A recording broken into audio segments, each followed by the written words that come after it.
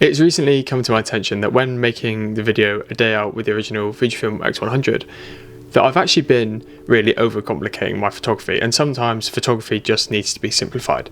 In this video, I'll be going over my top 5 ways in which I think that you can simplify your photography and just the approach in general, whether that's the pictures or the way you take the images.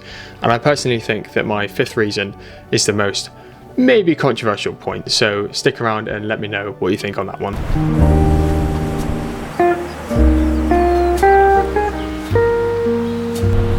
Point number 1, sometimes it is as simple as practice makes perfect. I know this sounds very cliche, but it is something that is really true. In today's day and age, you can research to the high heavens about anything and everything that you would like to do, but nothing really quite beats going out and having practice in the field on something that you really enjoy. Going out and photographing, for me, seaside towns, learning how to photograph, more street photography style, maybe with people, photographing some beautiful landscapes, and even photographing with different film stocks.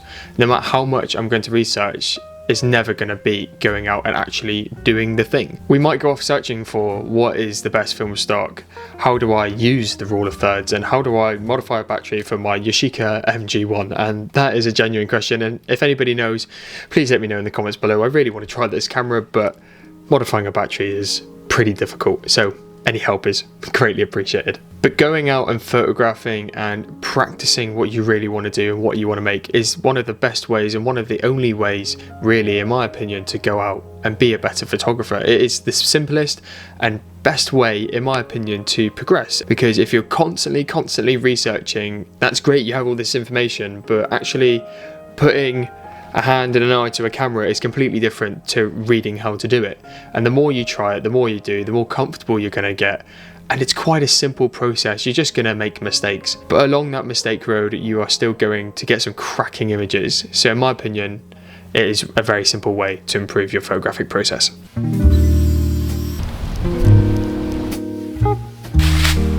So point number 2, choose a gear set that you really like.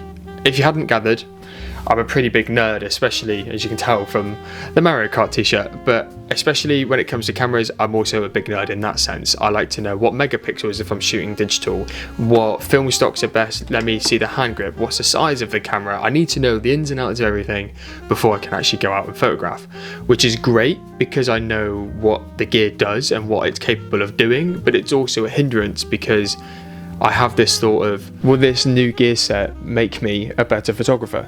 And I'm sure you know as much as I know, it's about the maker, it's about the creator, it's your ideas. It's all well and good having the big fancy cameras, and yeah, sure, the upgraded film camera or the upgraded DSLR to mirrorless will help in certain scenarios, but when you choose your gear set and you know exactly what your gear does, you're going to do much better with it. Like, I might be shooting with this Yashica MG1 and go, oh, actually, I really want the new, I don't know, Pentax 17 because I haven't tried it. I want to try half frame and go, oh yeah, that's really cool, let me give it a go. But is it going to make me a better maker and a better photographer?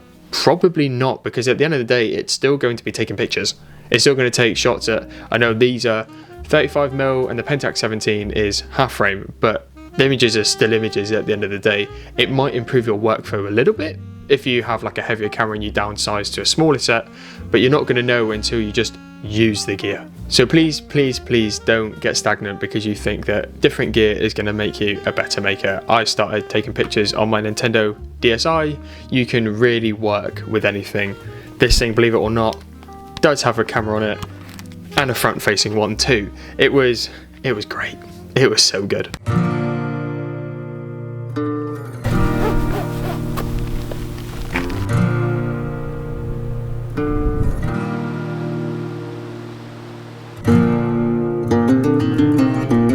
Make your ideas accessible. Now this is point number 3, and this is something that I have to remind myself quite a lot of. I like to photograph the mundane life, and sometimes when I photograph the mundane life, it really does look mundane. I would love to have a load of big vintage supercars down the end of my road, or like a big fun fair around me all the time, like, you know, the stuff that you see on Instagram all the time. But that is just not viable, it's just not accessible to me. But it might be accessible to you. So work with your parameters and work with what you've got. And I'm not saying don't have your hopes up high because, oh, I want to go and photograph this thing, but it's not near me. Yeah, of course you can go and travel to it and all this, but realize what your kind of niche is, where you can work, what you can work within. For you, as I said, it might be the big vintage supercars and the fairs, but for me, it's the seaside towns and up on Dartmoor. I'm in the southwest of the UK. I don't have big, extravagant LA strips. Some of the stuff that I love to see on Instagram, but it's just not accessible to me. And that leads nicely into point number 4. Comparison is the thief of joy. Like, I know I just said that I go on Instagram and I see these big LA strips where people are photographing, but I've kind of had to tone that down a little bit, because I realise actually looking at these other people's work is great, it gives me inspiration, but it also takes away from my creative ideas and my creative process, because I'm seeing these people with amazing landscapes. There's so many interesting people, bright colours everywhere, and that's just not available in Plymouth. Like, it's amazing, this place is lovely, but it's just not amazing. I have to go and find my own version of it, and you do too. So if you're looking to others for inspiration, that somehow could even be me, you might in fact lose your own creative spark. So the only person that you should be comparing your work to, if you're going to compare your work to anybody, is your own. Are you getting better? Are your processes getting better?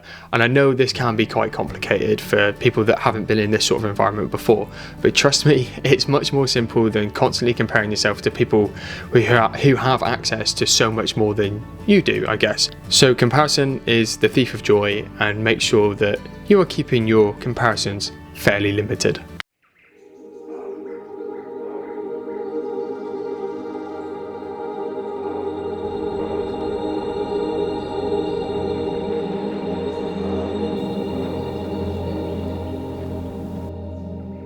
And my final piece of advice, and this one could be the most controversial, but forget the photography rules.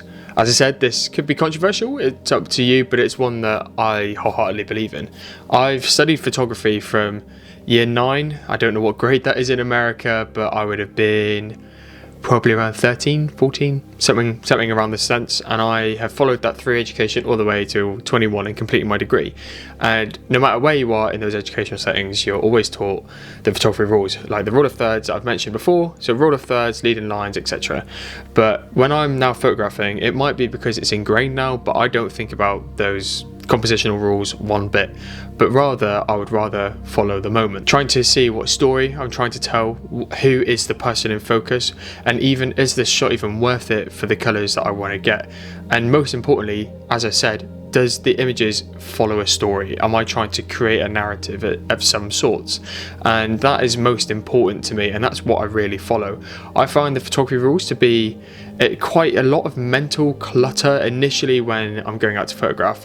When I was learning it, I was so fixated on these rules that if I didn't see it, the rule of thirds or a leading line, then the images weren't great. I think as a starting point they're brilliant, but it needs to be to a point that you need to kind of trust your creative process, that you know these rules and you'll use them when they're necessary, but I wouldn't be like so fixated on them. And when you chuck the rules out and you simplify it down to actually what photography is light, it's colour, and for me it's storytelling, and that's where it will probably differ for some people, because some people it might be advertising, but colour, light, and really how and what story I'm trying to tell through my images, and sacking those ideas off and these compositional rules off, even though I still use them, I do not have the intention of using them when I'm photographing, if that makes sense. I found, and I did this the whole way through my education, that when I was talking about shots and things, I would say, I've used the rule of thirds here, or I've done this and that, and I didn't. I kind of found the rules in the images after, and this is not a recommendation to do that if you're in an educational setting. Do it deliberately, but I did it after, because I was more after the moment. I was after what story am I trying to tell, and to me that is the most simplest way that you can do photography, to dumb it down, look at light, look at colour, look at the moment, and then really work on that. And with going back to the first point, if you're practicing that through going out and playing around with your cameras and what gear you have, then I think that photography can actually be really quite simple. And if you've enjoyed the video and if you agree with any of the points that I've made, a like and a subscribe would be greatly appreciated. That too is also really simple. It's one click for the like and it's one click for the subscribe. I do have an Instagram, and I'm sure I've shown images throughout this video, and my Instagram is @GrenneyCreates, and it's the same as the YouTube handle, and I'll try and link it in the video description below. And finally, I do have a creator code with Dehancer, and that is in all capitals, code Grenney, to save yourself on purchases over there.